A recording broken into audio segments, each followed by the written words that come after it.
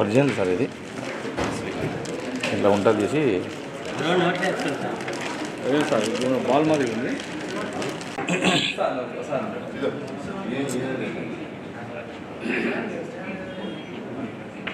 చేస్తావా sir ready ఇస్తున్నాం ఇస్తున్నాం సార్ ఇస్తున్నామా ఒక్క నిమిషం ఉన్నా చింత లేచినట్టు ఇట్లా ఏముంటుందా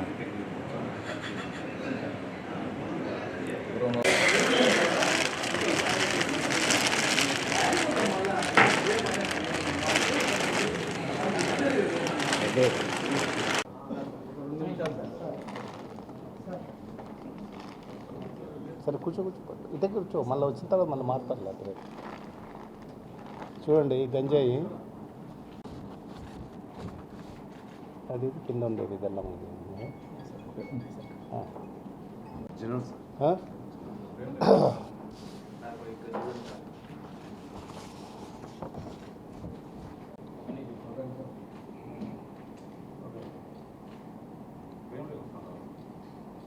తీసుకున్నారా ఇది విజువల్?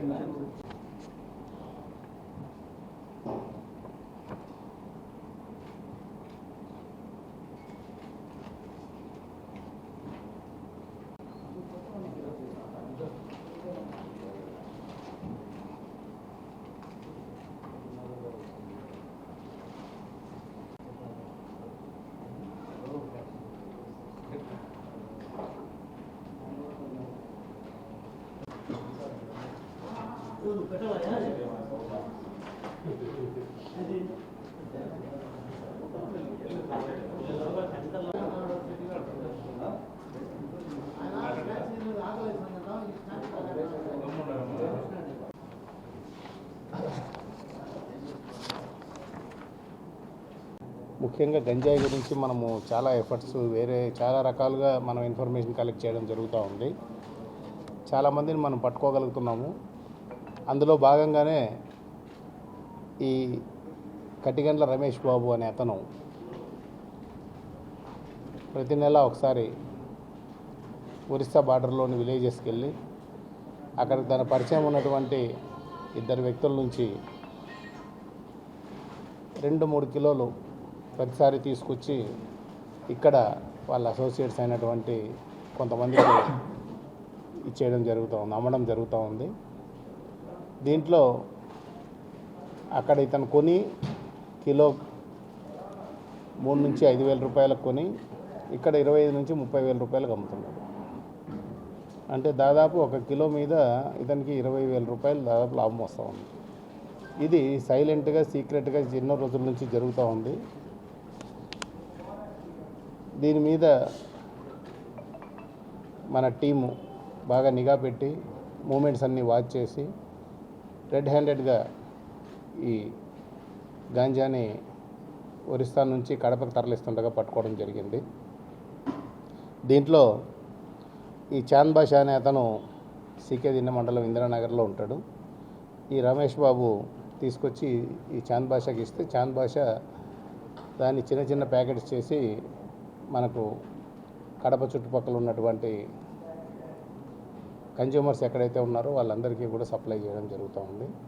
దీంట్లో ఈ ఒరిస్సాకు సంబంధించినటువంటి వ్యక్తులు 2 ఉన్నారు. వాళ్ళని కూడా మనం ట్రాక్ చేసి అరెస్ట్ చేయడం జరుగుతుంది.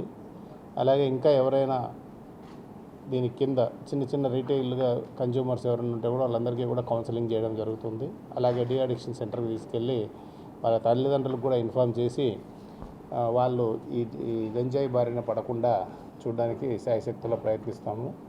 ముఖ్యంగా ఈరోజు ఈ ఆపరేషన్ చేసినటువంటి మన చిన్ని చౌక్ సిఐ రామకృష్ణారెడ్డి, వాళ్ళ ఎస్ఐ హరిప్రసాద్, బాలస్వామిరెడ్డి ఈ ఇన్ఫర్మేషన్ అంతా కలెక్ట్ చేసి మొత్తం అంతా ప్లాన్ చేసి ఈ ఆపరేషన్ సక్సెస్ఫుల్గా చేసినందుకు వీళ్ళందరినీ కూడా నేను అభినందిస్తున్నాను. మన ఎస్పీ గారు లేకపోయినప్పటికి కూడా ఆయన సూచనల మేరకు ఈ కార్యక్రమం అంతా కూడా మేము నిర్వహించడం జరిగింది. అతను ప్రస్తుతం హోంగార్డ్గా పనిచేస్తున్నాడు. సెలవు పెట్టి ఈ కార్యక్రమం చేస్తున్నాడు. అప్పుడప్పుడు ఈ దాదాపు 6 నెలల నుంచి చేస్తున్నాడు. కానీ మనకు మాత్రం ఒక 2 నెలల నుంచి సమాచారం వచ్చింది. కాకపోతే అతను ఎప్పుడు డ్యూటీలో ఉండడం వల్ల మనం కరెక్ట్గా ట్రాక్ చేయలేకపోయాము. అయినప్పటికీ నిఘా పెట్టడం వల్ల ఈసారి దొరికాడు. జనరల్గా ట్రైన్లోనే వెళ్ళి ట్రైన్లోనే తీసుకొస్తున్నారు. మనకు అందులో ఈ తిరుమల ఎక్స్ప్రెస్ ఒకటి ఇక్కడ నుంచి స్ట్రైట్గా ఒరిస్సాకి మన వైజాగ్ ఉండడం వల్ల ఆ ట్రైన్ని యూజ్ చేస్తున్నాడు.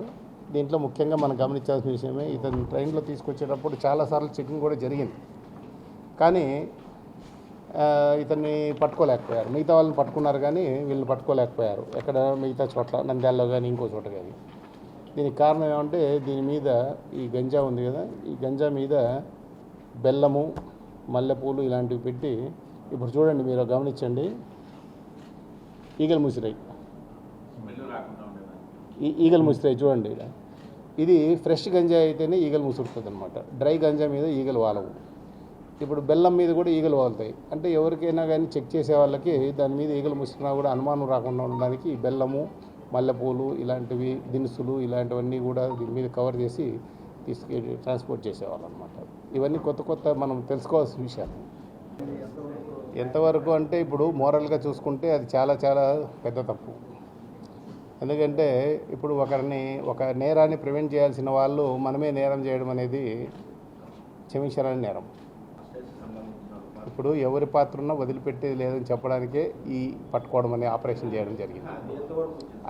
అది కూడా విచారణ జరుగుతూ ఉంది. ఖచ్చితంగా వాళ్ళ మీద చర్య తీసుకుంటాం.